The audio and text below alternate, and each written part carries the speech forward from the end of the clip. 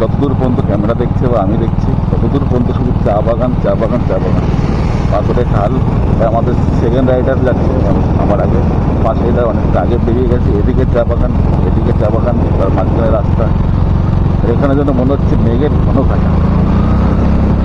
কি এত সুন্দর প্লেস, এত সুন্দর জায়গা, মানে আপনাদেরকে বলে বোঝাতে পারবো না যতক্ষণ না আপনারা বাই রোড বাইক নিয়ে রাইডে আসছে।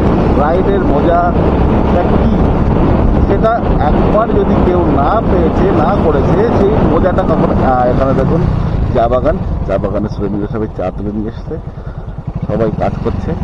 এই যে চায়ের টুকরি, এই যে সবাই ওখানে চা পাতা তুলছে।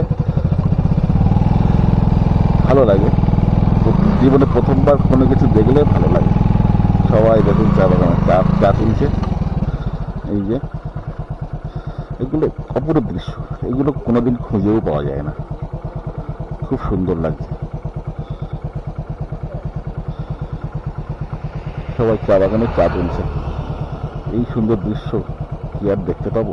এদিকে আছে মেঘেদের ঘন কাটা, পাহাড়ের মাথার ওপরে দেখাচ্ছে মানে সূর্যটাকে, কিন্তু কিছুটা অংশ মেঘে মানে ঢেকে আছে, কিছুটা অংশ বেরিয়ে আছে, কিন্তু টোটাল পাহাড়টাতে পুরো ঘন ঘন মেঘ, ঘন ঘন মেঘ।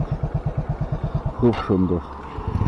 সেখান থেকে এতটা পর্যন্ত যতদূর দেখছি সবাই মোটামুটি চা তুলছে। কয়েকশো শ্রমিক আছে, প্রত্যেক জায়গাতে দেখেছি কয়েকশো শ্রমিক। আমরা গাড়িটাকে হয়তো স্টার্ট করলাম। অলরেডি আমাদের গন্তব্যস্থল হচ্ছে লাভা হিল, যেখানে আমরা গিয়ে আপ টু 4 days স্টে করবো এবং সেখান থেকে আমরা চারিদিকে ঘুরবো। এইদিকে দেখছি শুধু চায় বাগান, চায় বাগান, চায় বাগান, শুধু চায়ের বাগান। ভেবেছিলাম গরম জল নিয়ে আসবো, চায়ের পাতা তুলবো আর গরম জলে দিয়ে দেবো, সেটা চা হবে না। অবশ্যই হবে, কিন্তু সেটা খাওয়া যাবে না। এটাকে সত্যিকরণ করতে পারবো, আপনারা শেখাতে হবে। অনেক কিছু প্রসেসের পরে আমরা ওটা চায়ের সাথে পান করবো। কিন্তু মন মুগ্ধ করা পরিবেশ, এই পরিবেশ, কি সুন্দর পরিবেশ। চায়ের মাঝখানে মাঝখানে, পাহাড়ের মাঝখানে মাঝে ছোটো ছোটো আবার ঘর দেখতে পাচ্ছি। এত সুন্দর জায়গা, এত সুন্দর প্লেস, এটা স্বপ্নেও ভাবা যায় না। কিন্তু খুবই ভালো, খুবই সুন্দর।